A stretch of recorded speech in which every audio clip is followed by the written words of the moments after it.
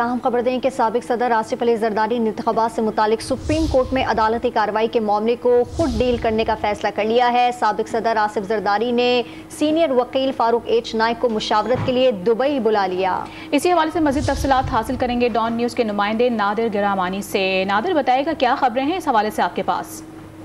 देखें, इस वक्त सुप्रीम कोर्ट में जो इंतखाबात से मुतालिक समाअत जारी है, पीर को भी इस मामले पर समाअत होगी, तो इसी मामले पर पीपल्स पार्टी ने भी ये दरख्वास्त दे रखी है कि वो इसमें पार्टी बनना चाहते हैं। अटॉर्नी जनरल ने भी अदालत को ये इस्तदा की है कि पीपल्स पार्टी और जो दीगर जमातें हैं वो भी पार्टी बनना चाहते हैं और दलाल देना चाहते हैं। लेकिन जो कल सुप्रीम कोर्ट के रिमार्क सामने आए, जो अटॉर्नी जनरल ने अदालत को इस्तदा की, उसके बाद जो सूरत हाल पैदा हुई है, उस तमाम सूरत हाल को साबिक सदर आसिफ अली जरदारी ने खुद डील करने का फैसला किया है। और इस हवाले से पीपल्स पार्टी का सुप्रीम कोर्ट में मौक़िफ़ क्या होना चाहिए, इस हवाले से मुशावरत के लिए साबिक सदर आसिफ अली जरदारी ने पार्टी के सीनियर रहनुमा और सीनियर वकील फारूक नाइक को दुबई बुला लिया है। और फारूक नाइक दुबई इस वक्त रवाना हो चुके हैं।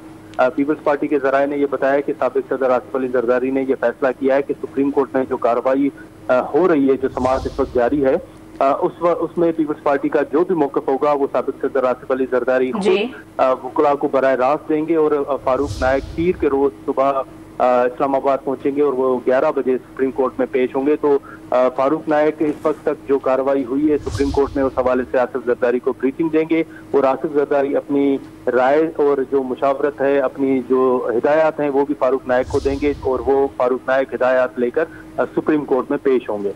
ठीक है, मुशावरत के लिए फारूक नाइक दुबई रवाना हो गए हैं। तफसीलात बता रहे थे नादिर गिरामानी, बहुत शुक्रिया आपका।